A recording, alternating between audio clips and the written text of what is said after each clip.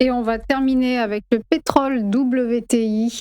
Le baril est reparti à la hausse depuis le regain de tension entre les États-Unis et l'Iran. Et depuis le début 2026, il a explosé de plus 48%.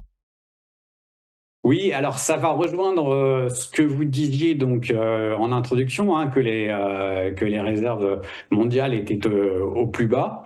Et justement, donc si on regarde ce pétrole, bon évidemment, donc on a eu la forte hausse au début des hostilités. Ensuite, on a eu un retracement significatif quand il y a eu l'annonce de la trêve.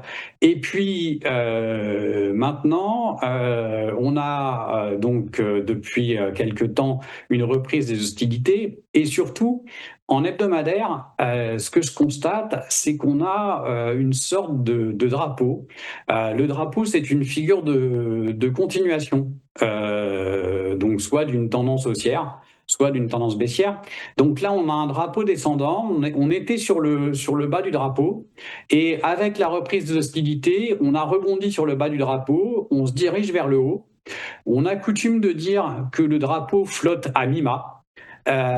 Donc dans ces cas-là, on reporte la hauteur donc de la première impulsion haussière, ce qui nous donnerait un objectif théorique pour le baril à 117,50, ce qui correspond aussi aux événements dans le Golfe Persique, hein, avec, vous savez, les Houthis qui annoncent le blocus du détroit de Bab el-Mandeb. Hein, il y a le détroit d'Ormuz d'un côté et puis le détroit de Bab el-Mandeb qui mène au canal de Suez et effectivement qui empêcherait les exportations de l'Arabie Saoudite, qui est quand même le premier exportateur de pétrole mondial. Et on le voit au niveau journalier. Donc, au niveau journalier, hier, on est repassé vers au niveau de la Magic Trend, ici, hein, donc toujours cet indicateur qui est un peu comme un indicateur d'une moyenne mobile, hein, un indicateur de momentum.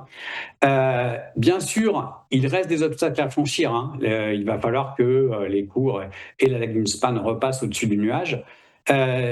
Deuxième signal, c'est bien d'avoir des signaux convergents, hein, qui renforcent la probabilité d'avoir un scénario plutôt qu'un autre. C'est que là encore, la moyenne mobile du RSI, eh bien, elle était sous les 50 depuis un certain temps, et là, elle vient de repasser au-dessus de la zone des 50, ce qui là encore est un signal plutôt haussier. Merci beaucoup, Denis Desclos, de nous avoir accompagnés ce matin. Je rappelle que vous êtes président de l'AFAT, l'Association française des analystes techniques. Belle journée à vous. Merci Roselyne, à vous aussi. À suivre le ChronoCAC. À tout de suite.